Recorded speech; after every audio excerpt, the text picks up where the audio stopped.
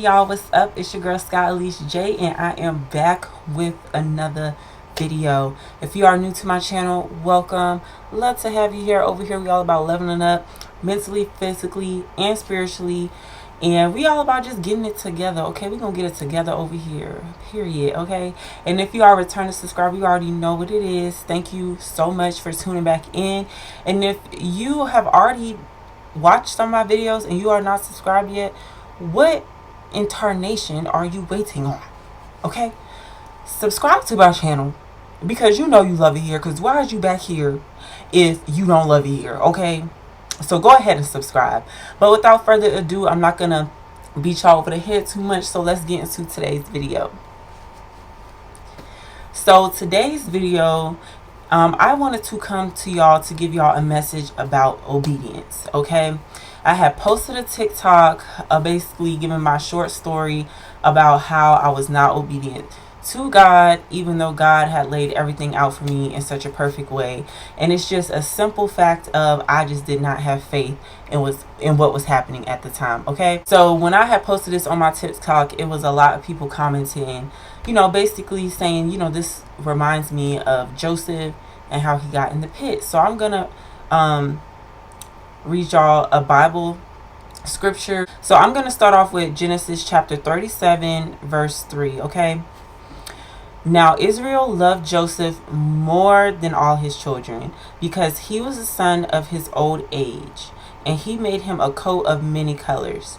And when his brethren saw that their father loved him more than all his brethren, they hated him and could not speak peaceably unto him. And Joseph dreamed a dream, and he told it his brethren, and they hated him yet more. And he said unto them, Hear, I pray you, this dream which I have dreamed.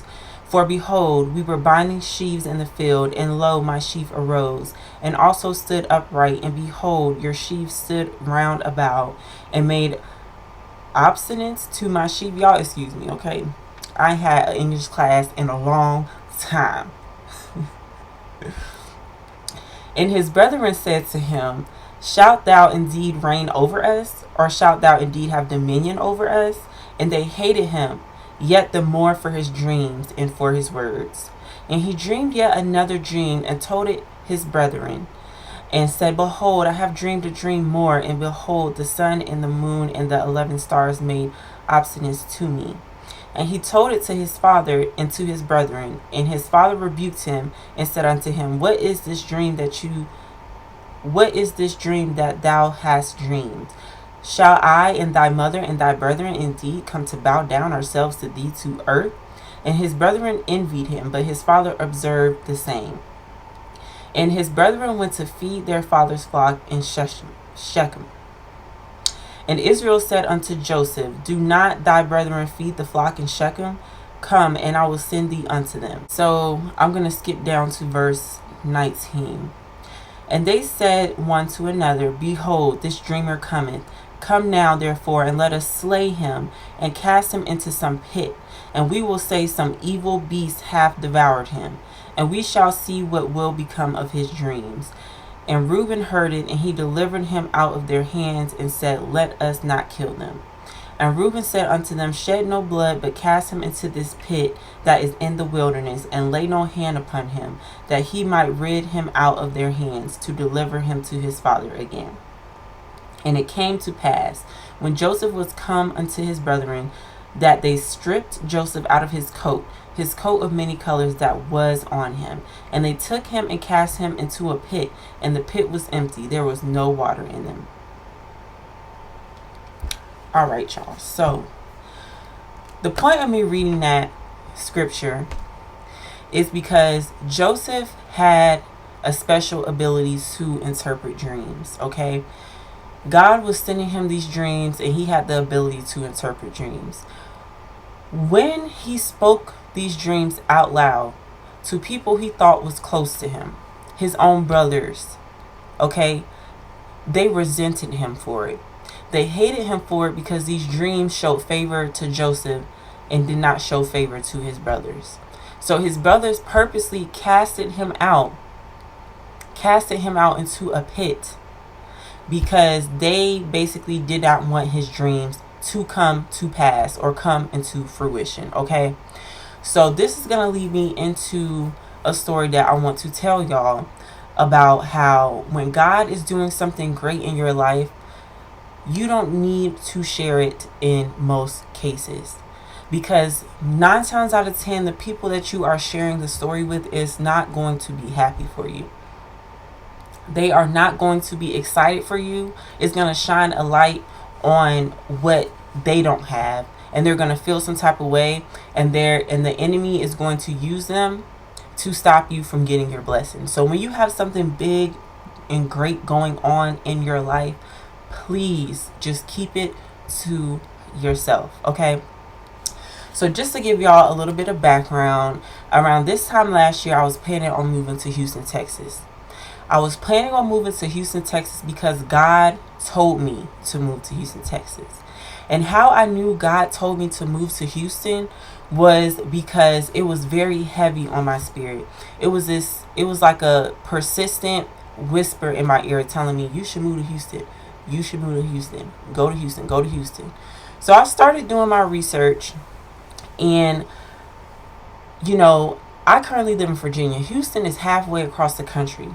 Okay, I've never been to Texas a day in my life. So I don't even know what anything looks like there. But I'm a very optimistic person. So I was like, you won't hurt. I've gotten up and moved before. So I was like, okay, I'm going to do it. I'm going to do it. So I was looking into it, doing my research and everything. What ended up happening was, first things first, when you move, you want to have a job, right? So my job at the time, I was working as a leasing agent, and I was not able to transfer my job because that company did not have any locations in Texas, right? So I ended up getting blessed with a work from home job, okay? Because somebody who knew my dad worked for this company, and their manager was hiring, and she referred me, and I got the job. So I was blessed with this work from home job that I can literally work from any and everywhere. So boom, had my job. Okay, God provided me with the income. Then I had used an apartment locator to find the perfect apartment for me and my daughter, right? So when it came time to enter my application, I had to make 3 times the rent.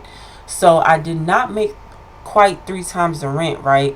So I just knew I was going to get denied. But something told me to just submit my application anyway, right? Well, not something, but God told me to submit my application anyway. So I submitted my application, and they ended up switching management right after I submitted my application. So one day I had called to check on my application, and they were like, oh, we just recently switched management. So, things have been kind of hectic, but we'll go ahead and approve you and send you through. So I literally did not even make 3 times the rent, but they still approved me. Okay, that's nothing but God right there. So with that being said, y'all, I had the income and I had the apartment. So I had to put down a deposit on this apartment, right? The deposit was first month's rent. Literally the next day, I had got my first bonus check from being a leasing agent, and it was $1,400. The deposit money I needed was only $1,300. So I was able to pay my deposit with extra money that I didn't even need and I wasn't even expecting. You see where I'm going here? Then, y'all, on top of that, I had all this furniture in my current apartment, and I wasn't ready to give up that furniture yet to move, so I had needed a moving truck. A moving truck would have cost me about $1,500 to move my stuff halfway across the country. There was a friend of the family who lived a few hours outside of Houston, who was from Virginia, that had a piece of furniture at her mother's house, and she said, I will pay for your moving truck. I will pay for your moving truck if you bring this piece of furniture with you when you come to Texas. So my moving truck was paid for, my deposit for my apartment was paid for, and I had a job. Everything was set up for me perfectly. And you know what happened? I didn't go. God had laid everything out so perfectly for me, and I was not obedient, and I still didn't go. And the reason why I didn't go was because I was getting on the phone, running my mouth to my friends, telling them, yeah, I'm about to move to Houston. And they basically, in so many words, told me I was crazy for wanting to move somewhere with no family, no friends, no nothing. They told me I was crazy. And eventually I let those fears that they had consume me. God was guiding me through this whole process. Everything was going so smoothly. It was no reason why I should have doubted anything about the move. But as soon as they started projecting their fears on me, I snapped to reality, and I was like, wow, like, I am crazy for wanting to move halfway across the country. Like, what the heck? What am I about? No, I'm not about to go. That is crazy. It's just so crazy because I decided to open my mouth up and share with other people the great thing that God was doing in my life at the moment.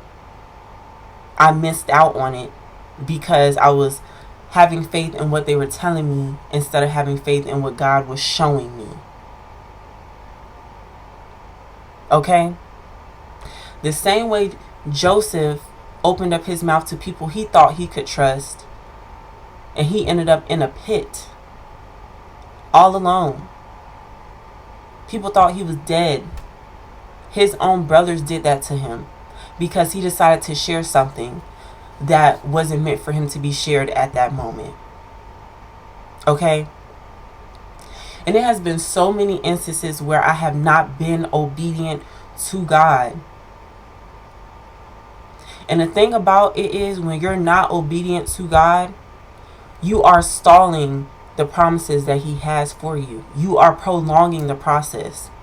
Now, the shortcut that He was going to give me at first, now I have to take the long route. I have to go down in the trenches now and improve myself, because God doesn't trust me right now. Because I didn't even deserve such a blessing before, and I turned it down, so He definitely feels like I don't deserve it now. So now I'm in a space where I have to earn back His trust, and over the past year I have been learning nothing but lessons. It's stuff that I have gotten myself into, y'all, that I would have never gotten myself into ever, that I wouldn't even have been worrying about if I would have just got up and followed His direction and left like I was supposed to. And I don't know what He had in store for me in Houston. I have yet to find out. But my whole thing is that it's not even about me. Because what if He was placing me in Houston so that I can be in the right place at the right time to bless somebody else who was praying for something from God? And I messed all of that up because I was not being obedient. What if God had somebody there that was meant for me to meet? What if my husband was there? And because I didn't go, God gave my husband to somebody else. What if? It's so important to be obedient to God. I'm telling y'all, because over the past year, I have got myself into more debt, developed more soul ties, okay, gained so much weight from drinking all the time, hanging out with people that I shouldn't have been hanging out with, and just drinking all the time and gaining a whole bunch of weight. So now I have to start my process all over again. I literally look at pictures from myself last year before I was planning to move to Houston. I had lost so much weight, y'all. And now I gained all of that weight back and then some.